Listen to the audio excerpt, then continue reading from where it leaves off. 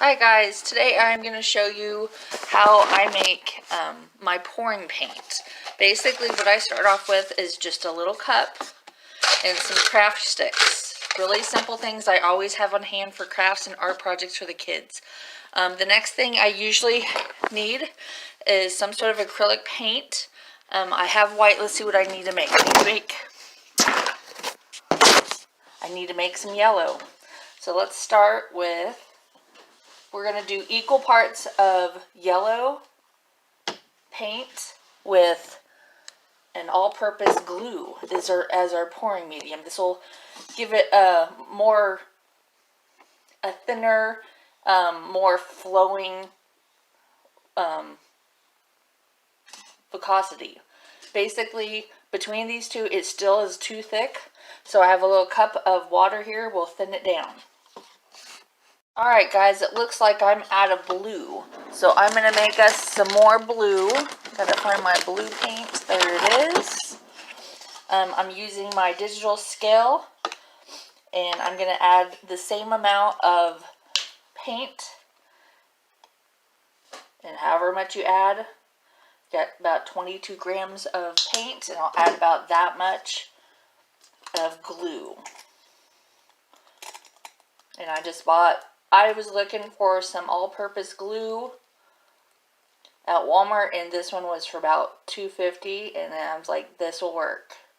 The glue I had at home was about 10 years old, and it was not coming out of the bottle, so I threw it away, and this is what I decided to use instead. It's called the Create Basics All-Purpose White Glue. You want a glue that's either clear or completely white in base, so it does not change the color of your paint.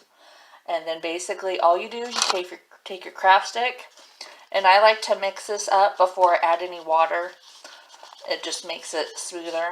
And then you add a little water at a time. You don't want to add too much water. You don't want to have to add more paint and more glue. You want this to be your final product. But the way you know it is thin enough, as I will show you. Once you get enough water in here, it's going to just kind of drip right off of your craft stick. See if I can get it the right. Let's see here. Not quite, still kind of clumpy. Let's add a little bit more. And honestly, I would say you're doing equal parts of paint and glue, and maybe half that amount. So if I did 20 ounces of each of these, I would do about, or not ounces, if I did 20 grams of each of these, I would do about 10 grams of water. But it's not science, it's art. So, but the consistency you want is you want it just to kind of stream off your stick. Still a little thick. But like I said, it's definitely not a science. You just want it to slide right off the stick, because then you know it's going to glide over your canvas really smoothly. Ready? Really close there, guys. Yep, I'm going to call it. Alright, so the technique I'm going to show you guys today is called a Dutch pour. And basically a Dutch pour means you are going to take the colors you want and pour it into a cup, one at a time. I'm going to see how well I can show you each one, because it's kind of difficult to show on camera, but we will see what we can do. So I started off, I had a little leftover blue, and I made sure it's the right consistency, and we're going to use it. I used it, honestly, I started these projects about 2 days ago, and this paint has just sat here on my table.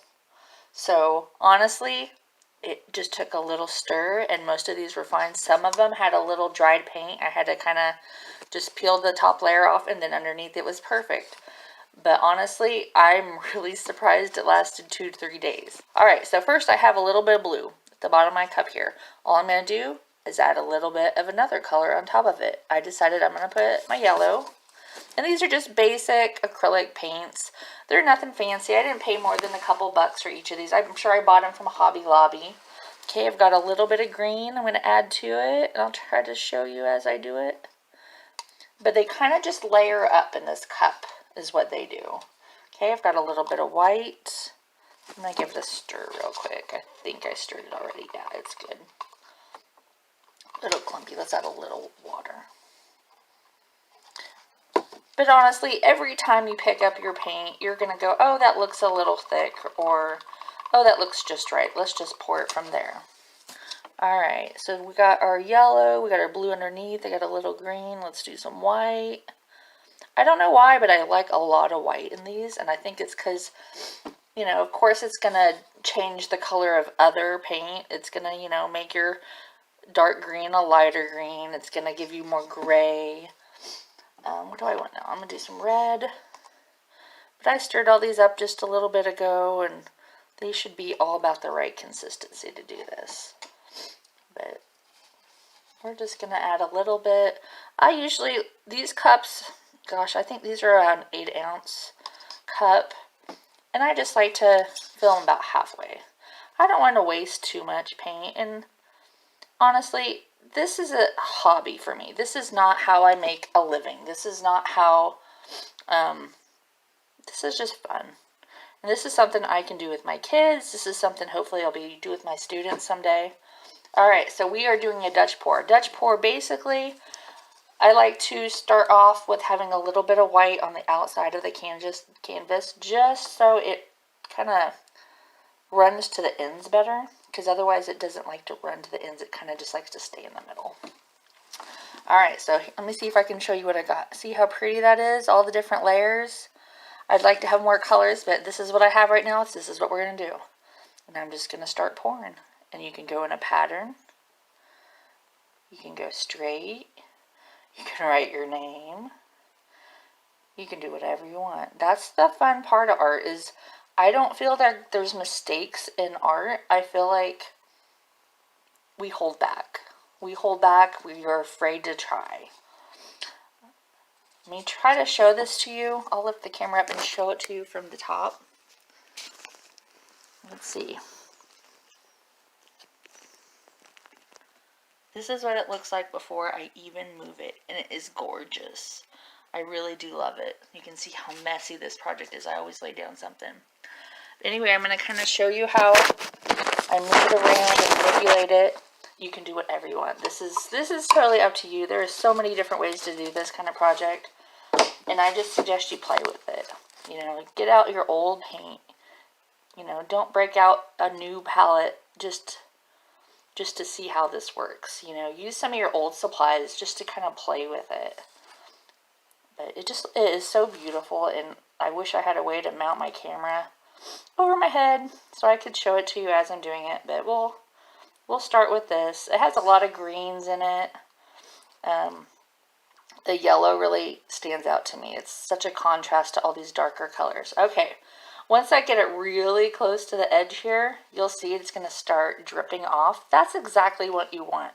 You want it to come off each edge, you know, smooth, so that way you have your corners beautiful. And I'll show you what happens if you don't get them beautiful, because I'm sure one of these will kind of be a mess. Looks like this one over here has a lot of white. And I'm just going to kind of shake the canvas a little bit. It's okay to make a mess. I think that's why this makes such a great project for kids, that there's no mistakes. This is just me being creative. This is me having fun with art. If you like one corner better than another, kind of shake away from that corner. This is beautiful up here. I want to see more of it, so I'm going to shake this corner here. You know, maybe I want to shake over here on this corner. I'm not making a pretty little tree, but honestly, I think it's beautiful. What do you guys think? And of course I can't hit the button because I have gloves on. Hold on guys a second. See if I can hit stop.